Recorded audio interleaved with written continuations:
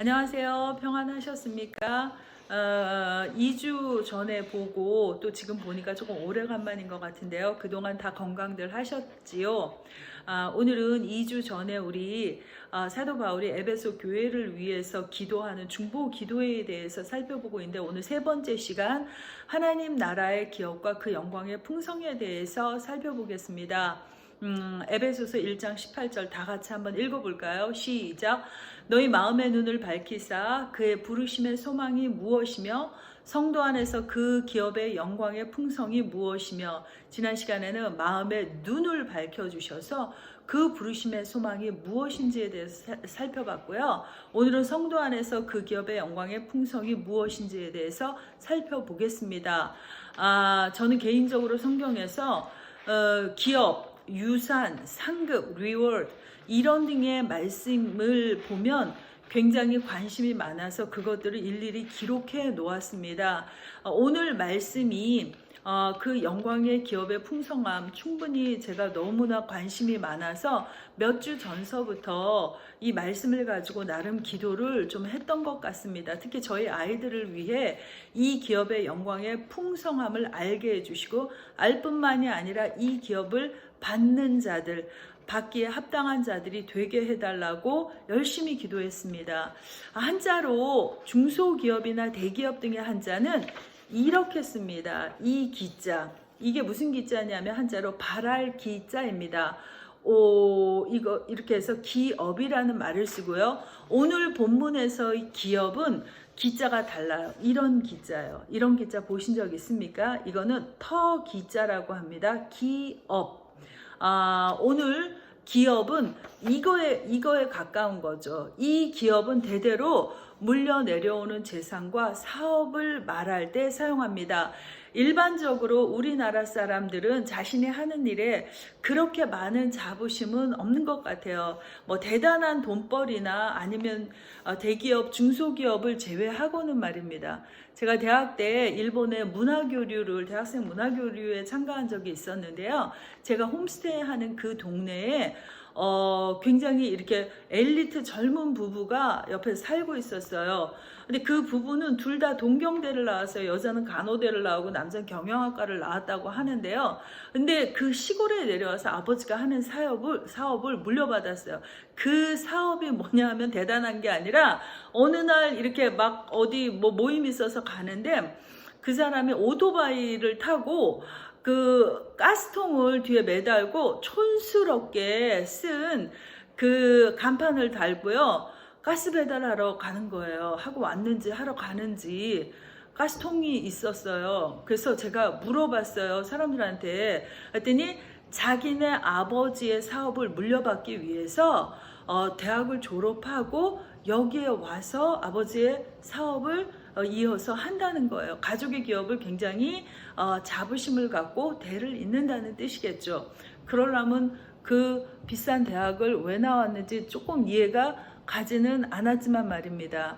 오늘 기업이라는 그 단어는 하나님의 기업에 대한 사도 바울의 기도인데요. 기업은 영어로 inheritance, a share 또는 land received your lot 등으로 기업 또는 상속을 뜻합니다. 히브리어로는 나할라로 제비뽑기에 의해서 받은 땅, 매각하거나 내어줄 수 없는 땅을 의미합니다. 성경에서 말하는 기업은요, 몇 가지 유형이 있어요. 첫 번째, 구약에서 기업은 하나님께서 그 백성에게 허락하신 땅, 기업은 땅을 얘기합니다. 창세기 6장 8절에 내가 아브라함과 이삭과 야곱에게 주기로 맹세한 땅으로 너희를 인도하고 그 땅을 너희에게 주어 기업을 삼게 하리라. 여기에서 기업이 땅입니다. 두 번째, 기업은 자식이라고 표현합니다. 시편 127편 3편 보라, 자식들은 여호와의 기업이요 태의 열매는 그의 상급이로다. 이렇게 하나님의 기업이 또 자식들로 표현되고 있습니다. 세 번째, 야곱 곧 이스라엘 백성이 하나님의 기업이다. 시편 33편 12절에 여호와를 자기 하나님으로 삼은 나라, 곧 하나님의 기업으로 선택된 백성은 복이 있도다 해서 뭐라고요? 여호와를 자기 하나님으로 삼은 백성, 그 백성이 기업이라고 하는 것이죠. 그러니까 하나님 보시기에 하나님의 백성인 우리는 하나님의 기업인 것이죠. 한 군데 더 신명기 32장 9절 여호와의 분깃은 자기 백성이라 야곱은 그 택하신 기업이로다. 알겠죠? 여호와의 분깃은 자기의 백성이래요. 그게 이스라엘 백성 곧 우리를 얘기합니다. 네 번째 가장 중요한 것이 되겠죠. 뭐가 진짜 기업일까요? 뭐가 진짜로 귀한 기업일까요?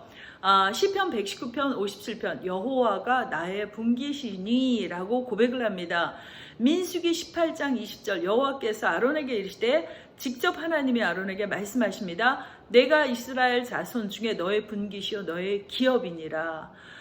신명기 18장 2절 여호와께서 그들의 기업이 되심이라. 확실하게 하나님께서 당신 자신이 하나님 백성의 기업이 되신다고 말씀해 주십니다. 신약에 넘어와서 한 구절만 볼까요? 골로새서 1장 27절 하나님이 그들로 하여금 이 비밀의 영광이 이방인 가운데 얼마나 풍성한지를 알게 하려 하심이라. 이 비밀은 너희 안에 계신 그리스도니 곧 영광의 소망이니라. 그 기업의 영광의 풍성함 그분이 바로 우리 안에 계신 예수 그리스도라고 합니다. 한마디로 말하면 기업은 땅, 자식 이런 거 다 중요하고요. 또 하나님의 백성인 우리가 아버지의 기업이라고 하는데요. 그 백성된 우리에게는 하나님 곧 예수 그리스도가 우리의 기업이요 분깃이라고 성경에서는 말씀하고 계십니다.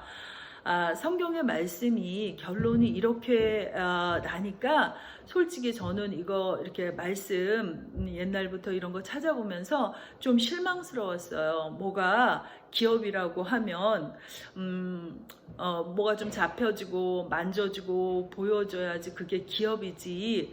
하나님의 너의 기업이라고 하니까 뭐 좋긴 좋지만 억지로 좋은 거죠.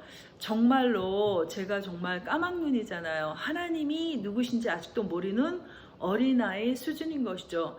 더 알고 더 알기를 저도 정말로 소원합니다. 근데 성경의 주인공들은 조금 달랐어요. 뭐가 다르냐 하면요. 뭐가 달랐을까요? 그들은요 확실하게 저와 다른 것이 있었습니다. 뭐냐 하면요. 본 게 있었다는 말입니다. 이들이 뭘 봤는데요. 굉장히 분명하고 선명하게 보았습니다. 그들은 부르심의 영광의 상을 상속자들이 가질 어마어마한 기업의 영광을 보았고 뿐만 아니라 그 기업의 주인이신 하나님 아버지와 예수 그리스도의 영광의 광채를 본 자들입니다. 성경에서 이렇게 대표적인 인물이 몇 있는데요. 보면은 굉장히 흥미롭습니다. 모세 말이에요. 애굽의 왕자로 40년을 살고요.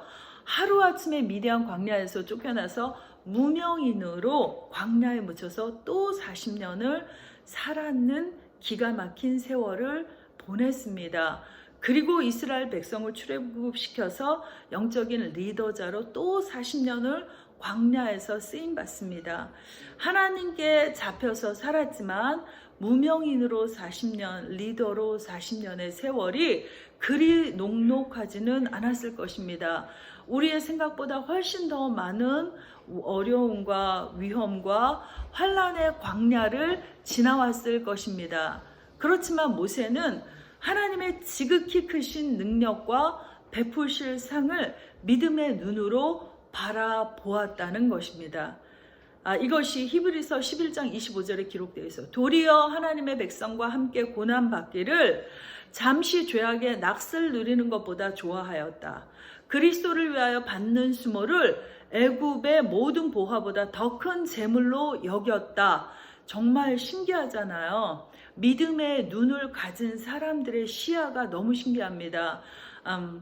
두 번째 인물 스데반이 거의 죽어갈 때 사도행전 7장에 보라 하늘이 열리고 인자가 하나님 우편에 서신 것을 보노라.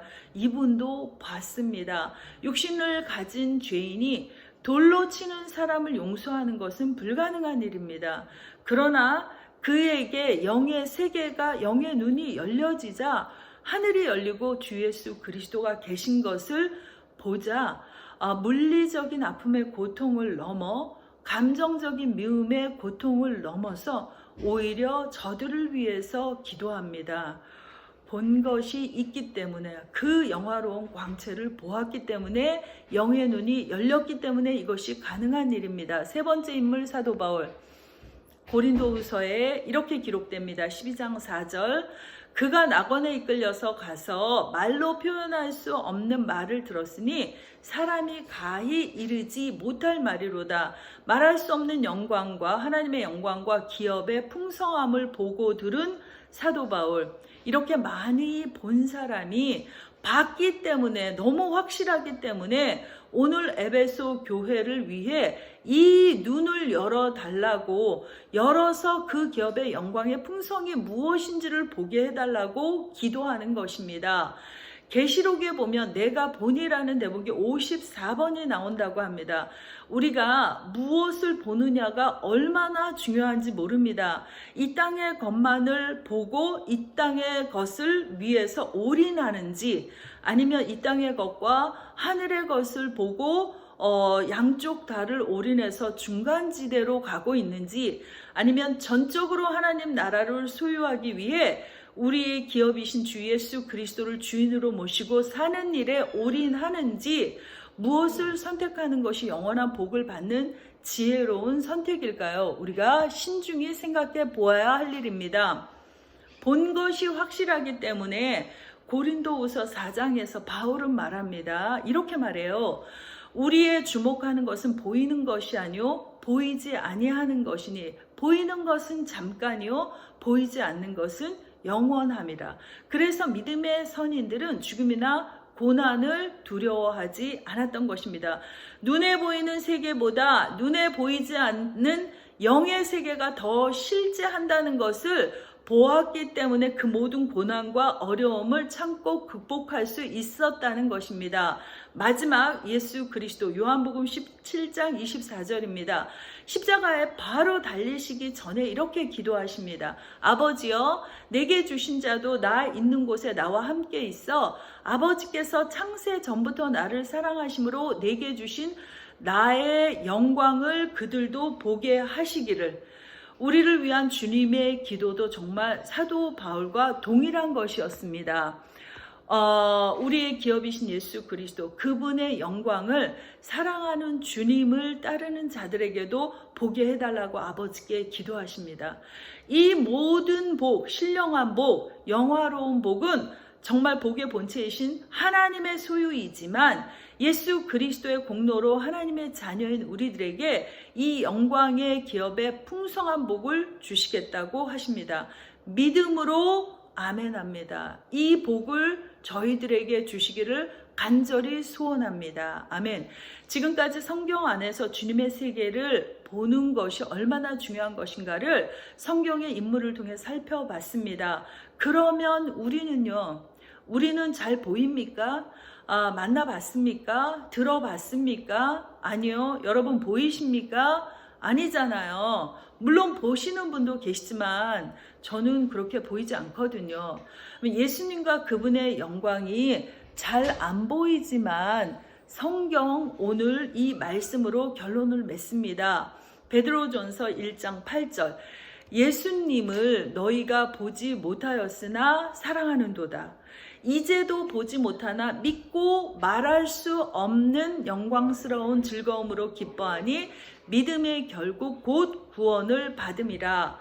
우리가 이 모든 것을 믿고 고백할 때 그 기업을 받을 줄 저는 진짜 확실히 믿습니다. 성경에서 제자들은 예수 그리스도를 봤어요. 그리고 그를 따르는 무리들은 멀리서라도 직간접적으로 예수님을 경험했습니다. 그리고 그들은 믿음의 사자들이 되어서 주의 일을 하였습니다. 2000년이 지난 오늘 우리는 진짜 말씀만 듣고 말씀만 읽고 성령의 힘에 의해서 믿어집니다. 그들도 참 대단하고 훌륭하지만 이렇게 주의 성령 안에서 믿어지고 믿음으로 고백하는 우리들도 하나님께서는 분명히 그와 같이 동일한 복과 은혜를 주시리라 생각합니다. 그러나 우리가 조금 더 욕심을 내서 권면하기는 영적으로 더 침노하는 자가 되어서 우리의 영의 눈이 열려져 그 풍성함을 보게 해달라고, 그리고 그 부르심에 합당한 자로 살게 해달라고 기도합시다. 이 모든 것은 지혜와 계시의 영을 받아 우리 눈이 밝아져서 하나님의 부르심의 소망이 이런 것임을 알고 기업의 상속자로 합당하게 살 것을 우리에게 요구하시는 그 하나님의 소원을 이루어 드리는 저희가 되기를 정말 간절히 소원합니다. 기도합시다. 하나님 감사합니다. 사랑합니다. 진짜 하나님 눈을 열어 주시옵소서. 부르심의 소망과 그 영광의 기업의 풍성함에 참여하는 저희들 되기를 소원합니다. 예수님의 이름으로 기도드렸습니다. 아멘. 주기도문 할게요. 하늘에 계신 우리 아버지, 이름이 거룩히 여김 받으시오며 나라의 임하옵시며 뜻이 하늘에서 이룬 것 같이 땅에서도 이루어지이다. 오늘날 우리에게 일용할 양식을 주옵시고 우리가 우리에게 죄 지은 자를 사하여 준 것 같이 우리의 죄를 사하여 주옵시고 우리 시험에 들지 말게 하옵소서. 다만 악에서 구하옵소서. 대개 나라와 권세와 영광이 아버지께 영원히 있사옵나이다. 아멘. 승리하세요.